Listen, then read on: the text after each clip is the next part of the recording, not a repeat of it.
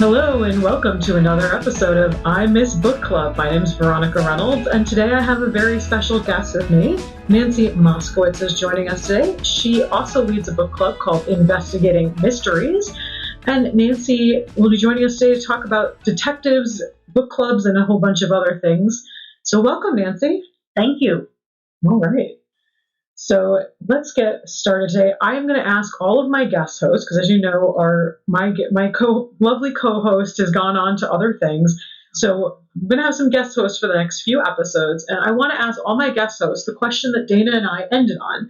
So Dana and I did an episode called The Books That Made Us. So I'm going to ask all of my co-hosts, what is a book that made you, Nancy? Okay, that's a really good question because I've never thought about it before. But the first book I remember reading that touched me in a way no other book had was a children's book called Jenny Lind and Her Listening Cat by Frances Cavanaugh. I bought it in 1964 from the Scholastic Book Club, and I just loved this book. I read it over and over. Jenny's relationship to her best friend, her cat, who always listened to her sing. I was devastated when the cat passed away, and I empathized with her grief. I probably didn't understand it at the time, but that was the first time I felt moved by a book in a profound way.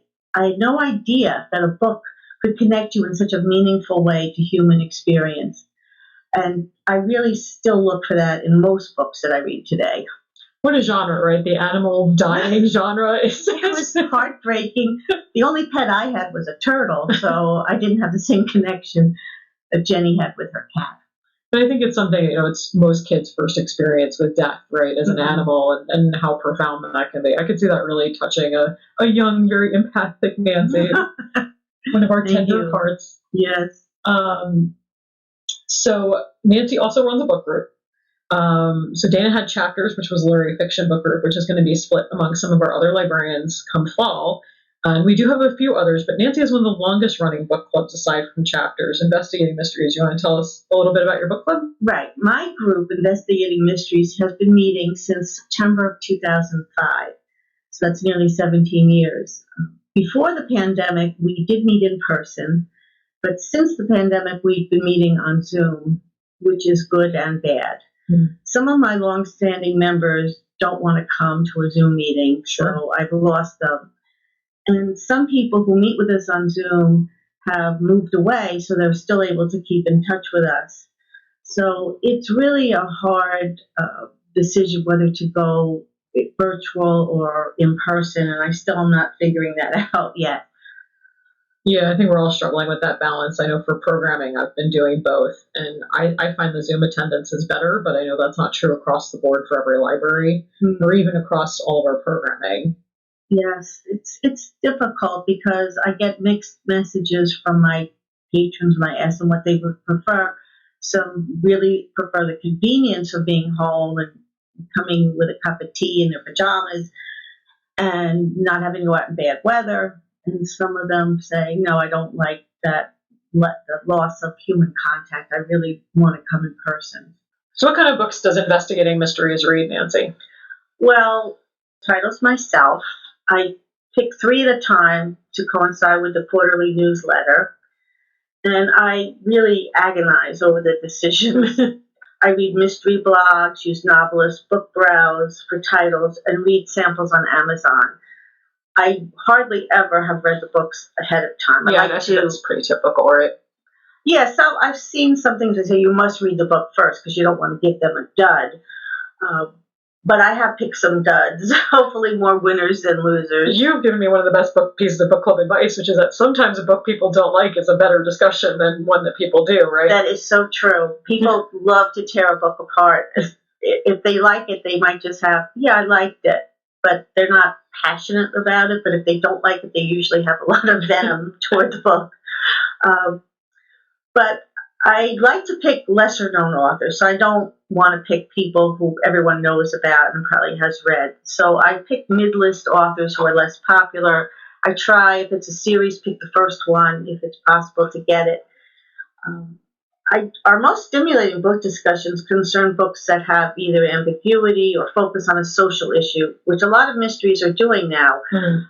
Sometimes mysteries are just vehicles for highlighting societal problems like human trafficking, domestic abuse, immigration, misogyny, mental health. This is one of the things Dana and I were talking about, where the line can start to blur between literary fiction and mystery, right? Because literary fiction often has a big kind of heart topic, like a social justice kind of topic, and it seems like mystery is now diving into that. I wonder if that becomes a bigger gray area. Well, I find those are the things that are more interesting to discuss than the actual crime itself. Sure. And sometimes the crime is just an afterthought. We just recently read Miracle Creek by Angie Kim, and that brought up a lot of issues such as immigration, child abuse, and some other topics. So we really enjoyed discussing those topics, and then the mystery, the crime, the murder, that was kind of an afterthought. So sometimes we do spend the least amount of time discussing the crime and then more time about the events and the characters that surround it. So my real aim in bringing Nancy on is I love to talk about detectives. And they don't actually have to be detectives, but I think a mainstay of the mystery genre, which Nancy not only does a book club of, but has ordered for many, many years and read for fun, is the who is investigating the crime, which is not always a detective. Sometimes it's a builder, baker, quilter maker, and everything, candlestick maker. But I think having a compelling detective is the most interesting thing that a mystery book can do, especially if it's going to be a long-running series. So I wanted to ask Nancy what you think the great detective series are, and in doing so, kind of touching on what do you think the qualities of the best kind of detective characters are? Well, personally, I have to like the main character. I have to like the detective, even if he's flawed or troubled. I have to find something in them that I can identify with. I do like a rich backstory, which enhances the mystery, and I think that what I like about the mystery series that are long running is you really get to know the character, and which you don't necessarily get in a one-off mystery. So I do like mystery books that are police procedurals, or a person who has some sort of tangential, realistic relationship with law enforcement.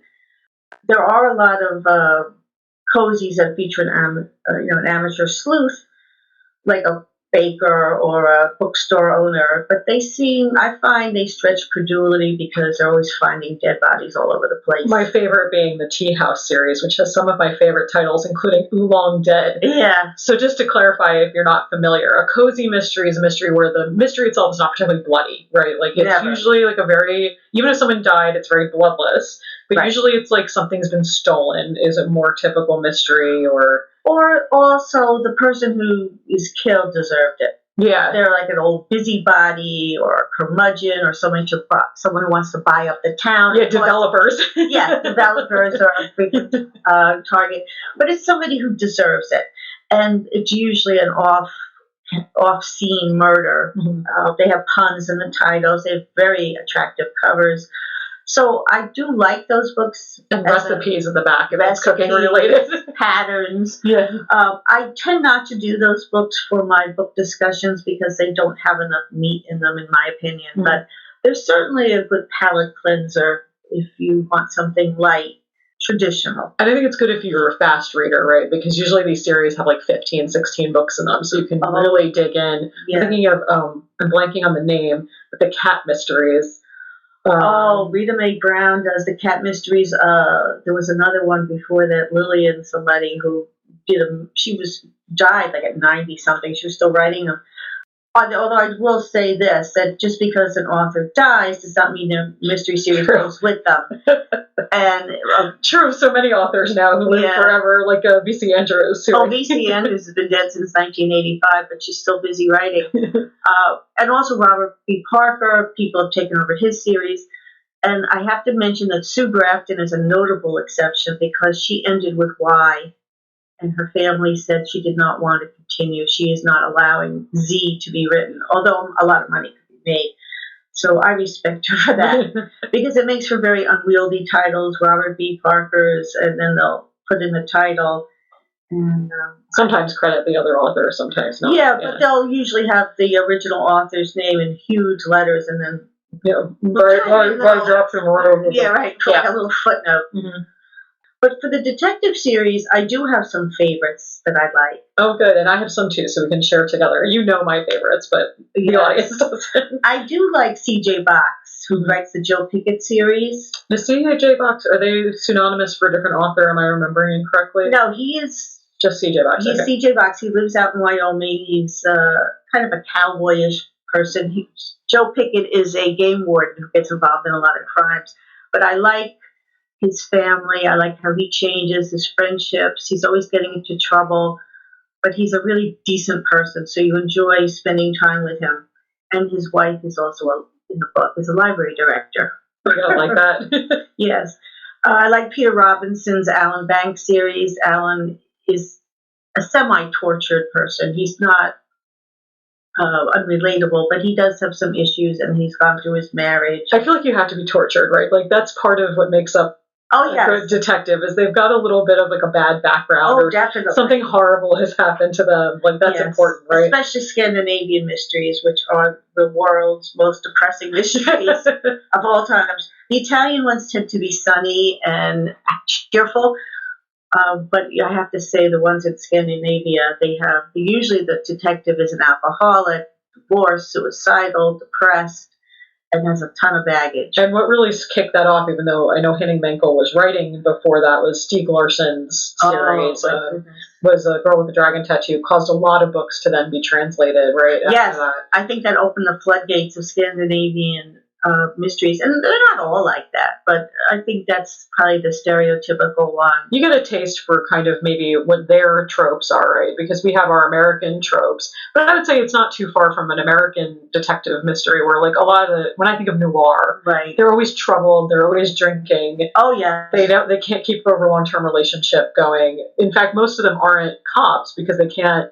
No, stick with the discipline of being a cop. That's why they're like PIs. Fired. Yes, it's true. The PI, Sam Spade type, hard-boiled loner type. I do like one of my new favorite series authors is Anthony Horowitz, who is a very prolific author, very talented. He writes YA. I was going to say, I've read him as YA. I don't think I've read his adult stuff. Yes, he does a series where he actually includes himself as a character. And they're so funny. He has a sidekick who's a kind of mysterious guy named Daniel Hawthorne. And they're so laugh out loud funny. And so this is my new favorite. There are 3 of them so far, and they all have a word, like the word is murder. I can't remember the others, but if you look up Anthony Horowitz in the catalog, you'll find them. There's a 4th one coming out in November, which I'm really happy about, because if you can get a little humor in a mystery, I think that's a bonus, because by nature they're dreary and very bleak. Some of them bleaker than others. You can tell the authors that kind of have a little bit of wryness to them. It's usually pretty appreciated. Oh yeah, because there's a lot of Southern noir mysteries where the Crawdad Sing has a lot of darkness in it. Now in theaters. Yes. I just saw the movie last week. Yeah, so there's a lot of ones that are Southern Gothic noir, which are very violent. There's a lot of violence in them, a lot of difficult scenes to read, and that's not my favorite. And then that's my favorite. Okay.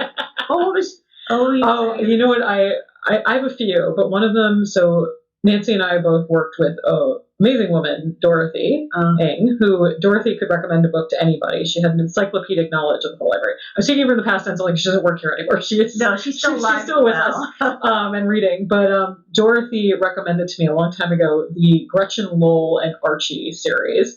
Archie is the detective. I'm blanking on his last name at the moment. I just reread them. Heartsick is the first one. Oh, Chelsea Kane. And they are brutal books. And it had one of the most unique premises I'd read in the mystery book, which is that Archie was on a serial killer team looking for the serial killer, very typical mystery series thing. And this is all retrospective, even in the first book. It's already happened. And it turned out the killer was a woman, which is very unusual. And she was a therapist, and she posed as his therapist during the case. This isn't a spoiler. This is all the beginning of the first book. And she abducts him and tortures him. And he gets very bad Stockholm syndrome and is basically still in love with her. And over the course of the books, I believe there's 5 of them in total, he kind of has to resolve this issue. So, and he has a wife that he loved very much. He'd never cheated on her before. They have 2 kids. He had this like very nice life. And of course, when we meet him, the life is over. He's addicted to pain medication. He is still a very respected cop, but she did get away, obviously. And it's this push-pull between them. She's called the beauty killer. And it was unique for a couple of reasons, because it has this female serial killer, which you usually don't see. Right. And she's very smart. You know, I do love it. It's totally unrealistic to what actually happens in real life, but a very clever killer who's like got puzzles and games and like wheels within wheels. And Archie's just constantly like too far behind her, you know. Yeah, that was a very popular series for a while, and people were waiting for the next one to come out, and they never did. I don't know what happened to her. I don't know what happened to her. So she took a really interesting career turn. She wrote one more book called One Kick, which was a totally new series. I mean, I think personally where Gretchen and Archie end in the last book feels pretty complete. So I understand why people would want more, but it felt like a good ending to me. But she wrote One Kick, and then she started writing for graphic novels. She works for a comic book company now. She writes, I forgot the name of the series that she's working on, but yes, she writes comic books. She just made this kind of interesting career pivot away from it for whatever reason. That's interesting. I mean, it's a dark thing to write, so maybe she just felt like she was ready to write something a little bit less grim, because those books are very grim. Oh, yes, sure. Absolutely. There's very gory and violent, which my investigating mystery does not like.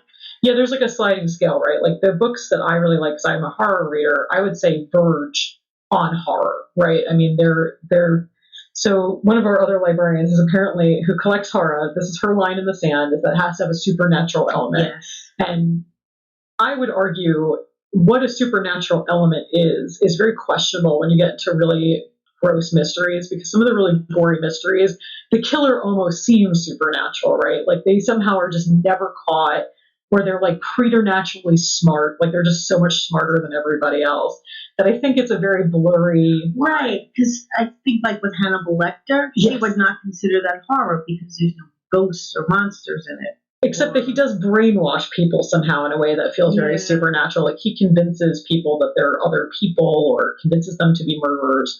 I love those books. I'm sure you're shocked. I've read all of them. Some of them are better than others. Red Dragon's actually probably my favorite. Yeah, Thomas Harris. I like him. Yeah. But also, like Psycho, which is a horror film, is not in horror in our library. When we had our other larger collection, it was a mystery. Yeah, I mean, it's a, like, all of these genre lines are kind of, they're drawn in the sand and like can be easily blown away. Yes, that's very true. But I will say the other mystery series I always think of these days, even though I'm a couple books behind now because she writes them faster than I can read them, but Linda Castillo, who writes this amazing series of Kate Burkholder, I think is the name of the detective. Yeah.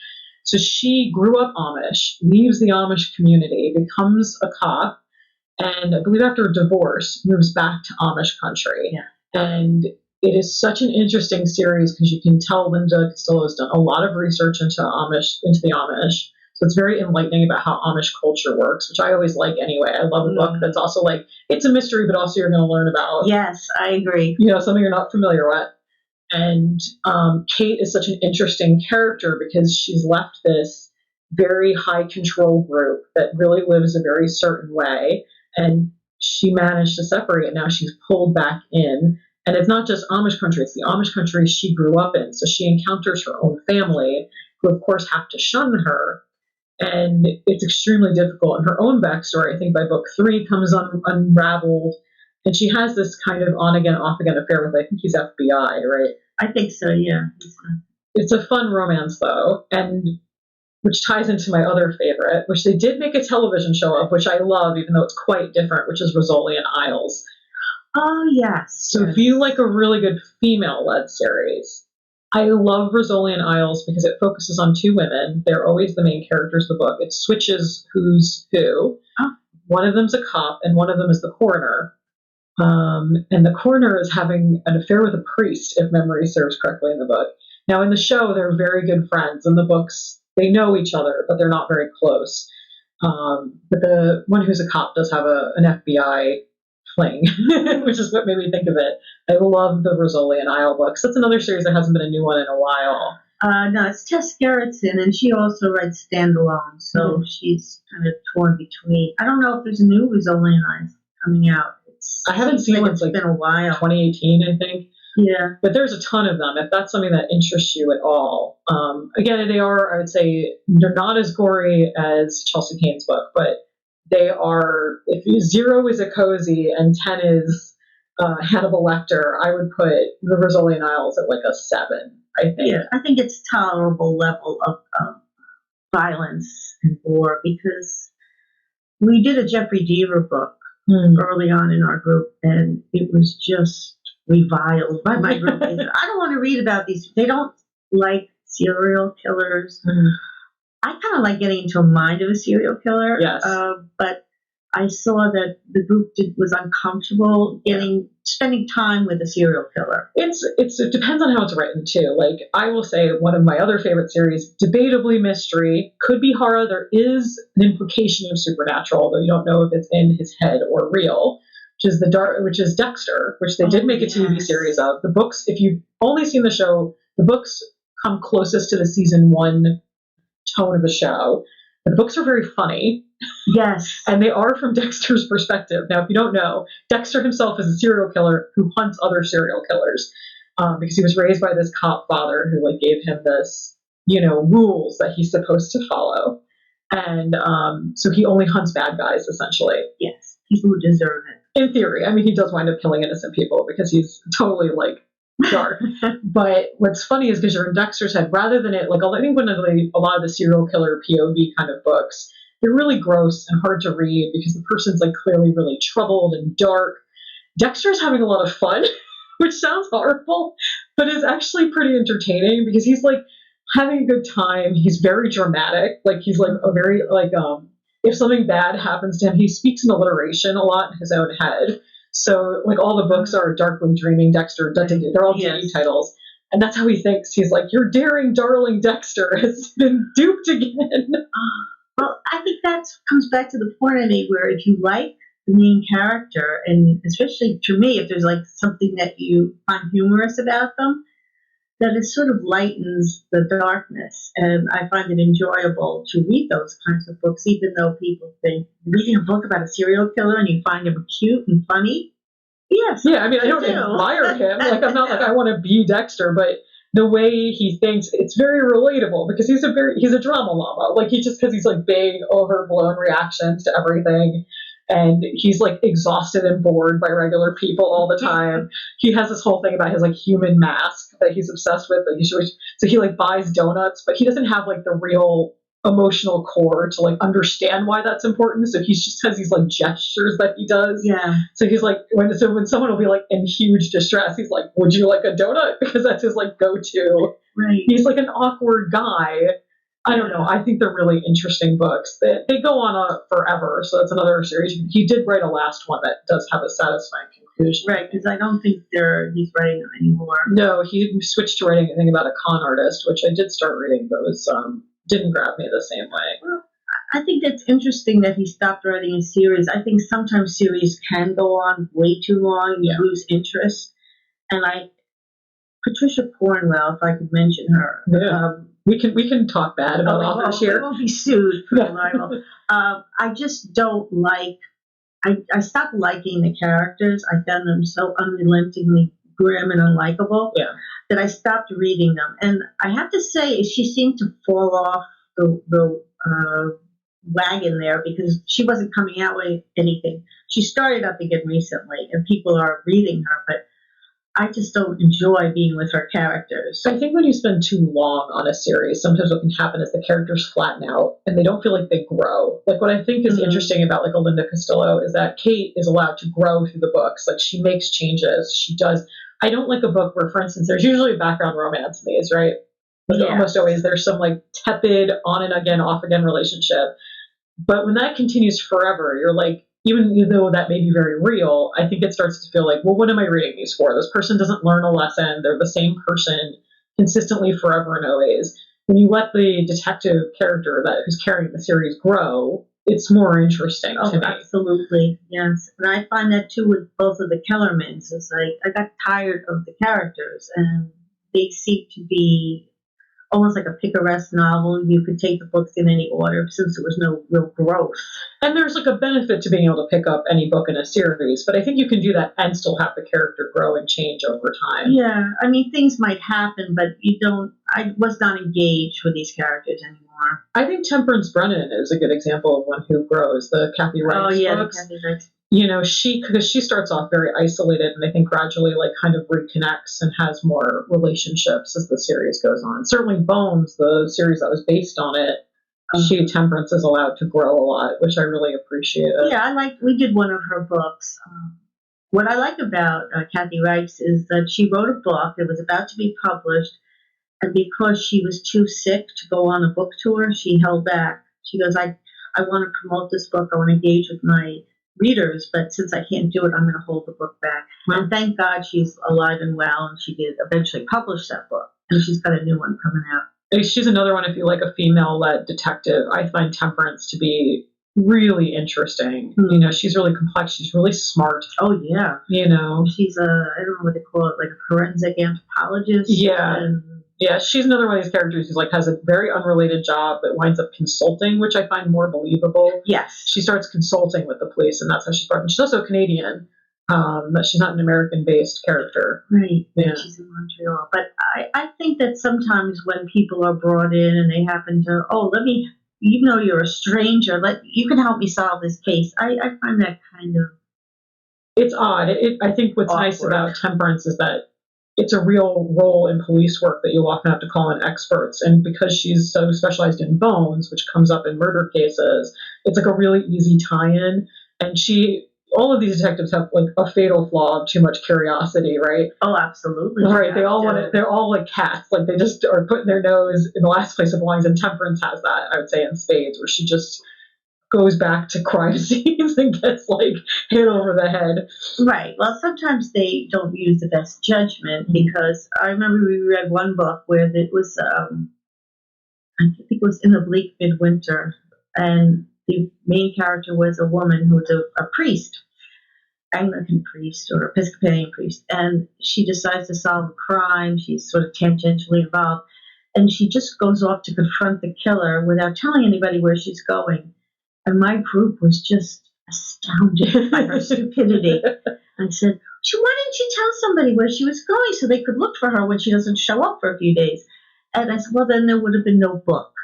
So sometimes you have to suspend your disbelief and say, okay, yeah, most people would have said, I'm going to confront so-and-so because I think he did it.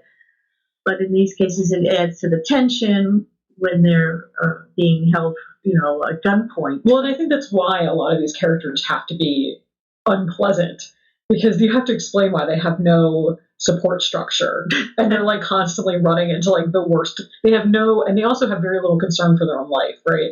Most of these characters don't have anything to live for, essentially. Like they live to solve the crime to some extent. I'm thinking of the first book in the series, Mallorys Oracle. Oh, yes. Which is an older series, harder to get your hands on these days, I think. But the first one's Mallorys Oracle, and the main character's name is Mallory. And she was taken in as like a foster child off the street. She's like 15, and she you find out later, had no support for about I think from ages 7 to 15, she was on the streets. Right. So she's extremely brilliant, but really compelling character. But because of how she grew up, really has no concern for herself or others. So she's constantly endangering even the people around her. Mm-hmm. But it's very believable because her background right off the bat, that she kind of wasn't raised in a way that allowed her to develop roots and feel for other people in the same way. But she does want to do the right thing. She's got a lot of conviction, which I think they all have, right? Right, and I think she was taken in by a cop. Correct. So and he was a very compassionate person. I think she knows what you're supposed to do. She just doesn't feel it. She's got a genius best friend. That's Yeah, it's a very good series. It ended too soon. It was, I think, Carol O'Connell was the author. Yeah, and that was a Dorothy pick. Yeah, that was when she got me to read too. Yeah, Dorothy liked that. Also, J.D. Robb, who does these future. Is that Nora Roberts? Is J.D. Robb? Yes, Nora Roberts. If she's not too busy enough, she makes these quarterly. She publishes these quarterly. It's something in depth. So it's what's the name of the character? But they're very popular here, and they take place in the near future. Yeah, if you don't know, Nora Roberts is like a writing machine. Someone should like gold plate her brain. It's unbelievable. All she does is like when she goes on vacation, she writes. When she's working, she writes. Writing is what she must do 24 hours a day, unlike some other people who pretend they do that and have other people write them for them. Or write one book every 20 years. Yes. And then you have somebody like Louise Penny who writes what are considered literary mysteries. And she is pretty regular. She comes out with one a year. I mean, that's still pretty great. That's a lot of words to come up with every year, especially when you're writing with the same characters sometimes. Yes, that's a wonderful series, too.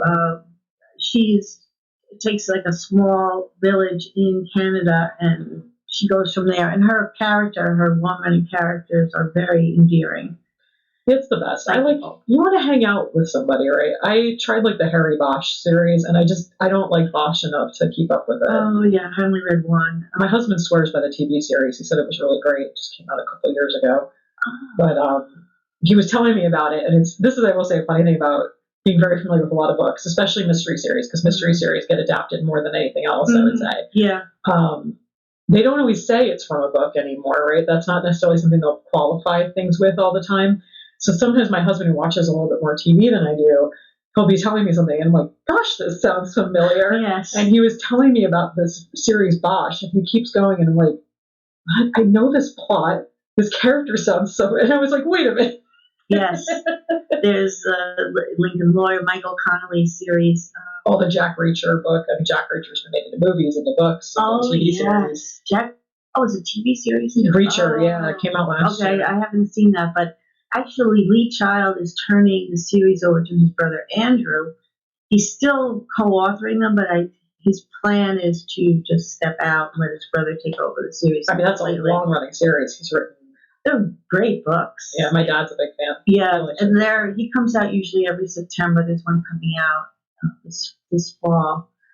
But there's so many good books to look forward to with a series because you really want to just get on to the next one, and it just keeps you reading. That's why we have a local author who's a local mystery author, and when she signed with an agent, they said, is this a standalone or a series? She said, I envision it as a series. Before they would take the first book, they wanted outlines of the next few because they want to keep going. They want to invest in this. Is this one about the Quaker? Oh, that's Eleanor Coots. Yeah, so she was a library director in our area. The Finkelstein Library, yes. And I read most of the first book. I can't remember. It was not that the book wasn't great. It was great. Shakers. She did so much research for that book. It is fascinating. And her main character, she was very clever, is a wanderer. He's like nomadic, and I think it's in the 1800s, 1700s. Yeah, he's a weaver. Yeah, so he goes to different places, and he's not a Quaker himself. I mean, a Shaker. He's not a Shaker, but his wife is a former Shaker. Yeah. So they often go to Shaker communities. But each book is set in like with a different. She can move him because he moves around. She moves around, yeah. Sometimes he's on the road and in different parts of the country, runs into slaves, and that's a great series. Yeah, she's a really deft writer. Her first book won an award right off the bat. She was like best debut mystery writer, I think, something like that. Yeah, she won she was published by St. Martin's Press. I think now it's a different press, but. Yeah, I like to support her books because she's a librarian. And local, on top of that. We know her, and I think her daughter's still a librarian. Her daughter, Laura Walton, is director of Finkelstein. It's a family tradition. It's dynastic. It's awesome. She's a phenomenal writer. She came and spoke to us once, and it was really so interesting when she talks about her process, how she writes. And in fact, Jean Quigley, who writes cozies, she is coming to speak to Investigating Mysteries in January. Oh, that's great. And I haven't even told you this yet, but the mystery panel we had last year on Zoom with all those really great mystery authors, they're coming back this September to talk about why people like thrillers. And Amelia Neymark has written.